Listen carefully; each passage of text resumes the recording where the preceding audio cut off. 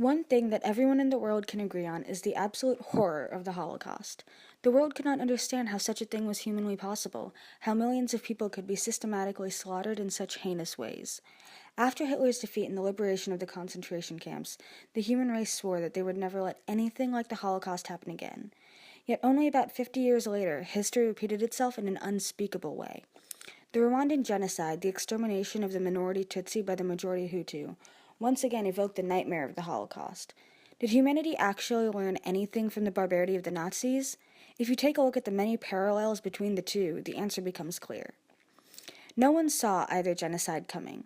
There were, however, obvious racial tensions in both cases, with Germans blaming the Jews for post-war financial struggles, and the Hutus blaming the Tutsi for a history of socio-political tension in Rwanda. But the horror of what was to come was something that no one could have dared imagine. For both the Nazi SS officers and the Hutu Interahamwe, the slaughter was expanded to men, women, and children of all ages, including infants and toddlers, and no one was spared. People mindlessly cut down their friends, neighbors, classmates, or coworkers for no other reason than what they did as a day job. Survivors of both genocides, as seen in Elie Wiesel's Night, and testimonies from Rwandan genocide survivors, were left scarred and believed that they were alive not by their own merit, but by luck. Another similarity is the response of the world to the genocides. In both cases, other countries refused to intervene until it was too late, as they didn't want a war or international conflict on their hands. The world stood by and watched as countries were torn apart, people massacred, and entire villages and towns wiped off the face of the earth. In fact, the UN refused to call Rwanda a genocide, as that would mean they would have to have intervened, a law placed after the Holocaust, which they wanted to avoid at all costs. Most people within the area of conflict didn't step in, either out of fear, resignation, or they supported the killing. People who did choose to help did so at a huge risk to themselves and were often killed as brutally as those who they were protecting. Due to this, there were not many upstanders of either conflict. However, there were some who risked everything to protect others, such as Irina Sendler, who smuggled 2,500 Jewish children out of occupied Poland, and the Interahamwe who saved Josephine, a Tutsi, from his men. So did history repeat itself with the Rwandan genocide? Absolutely. Hindsight is 20/20, and looking back, the world is stunned at the cruelty of which humanity is capable. We prefer, instead of confronting it head-on, to prefer that it never happened, and that it could never happen in a modern setting. However, looking at our world today, we see ourselves heading down the same path. Keeping these events at the front of our mind is the only way to prevent such a monstrosity from occurring again.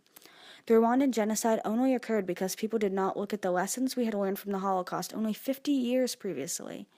Once again, people stood by and watched as hundreds of thousands of people were cut down without a second thought, allowing the conflict to reach a breaking point before stepping in to take action. Genocide. After experiencing the worst of which humanity is capable, she offers much first-hand insight on what steps can be taken to avoid history repeating itself. Thank you, Uisenga, for joining us today. Thank you for having me. Tell us what you experienced during the Rwandan genocide.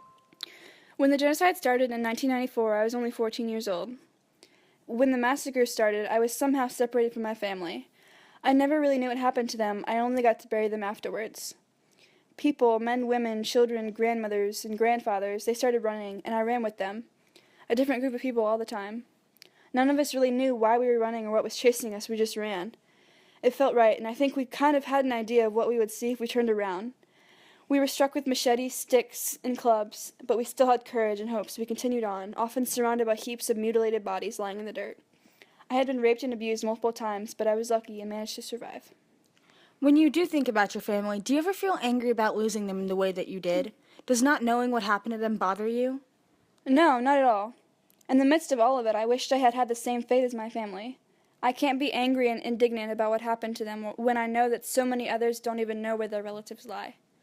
I was lucky because I was able to bury them when it was all over. I was able to say goodbye when so many others that are in the same situation wonder every day if their family is alive somewhere because they haven't seen a body that would convince them otherwise. Even though I don't really know what happened to them, at least I don't see pictures of them being raped or beaten every time I close my eyes. I don't have to think about it because I know that they have more peace than I can ever achieve. Pain and sorrow can never reach them. Do you wish that somehow justice could be served? I do not cry for justice because it is beyond my reach. The horrors of genocide have been reduced to mere manslaughter, and no justice can give me my life or my sanity back. This should not have happened to any of us. This should not have ever happened to anybody, though it did before, during the Holocaust. Therefore, we as a people should have learned from this.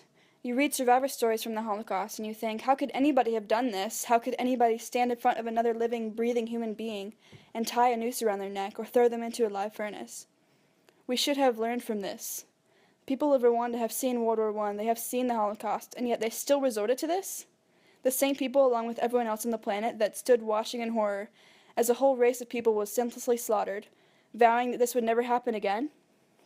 Those same people picked up their machetes and annihilated an entire class of people with no hesitation. No amount of justice can be served to make up for all the lives lost. No amount of justice can remove the scars from all of our backs. Those scars serve as a reminder to us we can't forget, so nobody else should have that luxury either. What can all of us do to prevent something like this really happening again? Remember me, remember my story. By remembering me, you remember all of the victims lost in the genocide. You remember every brother or sister struck down, every child ripped from the hands of their mother. If you forget, history will repeat itself once again. If you forget, there will be no reason for me to live. I live to bear witness, to tell my testimony. I live so that you may feel what I felt, so that you will stop this if it ever threatens to happen again.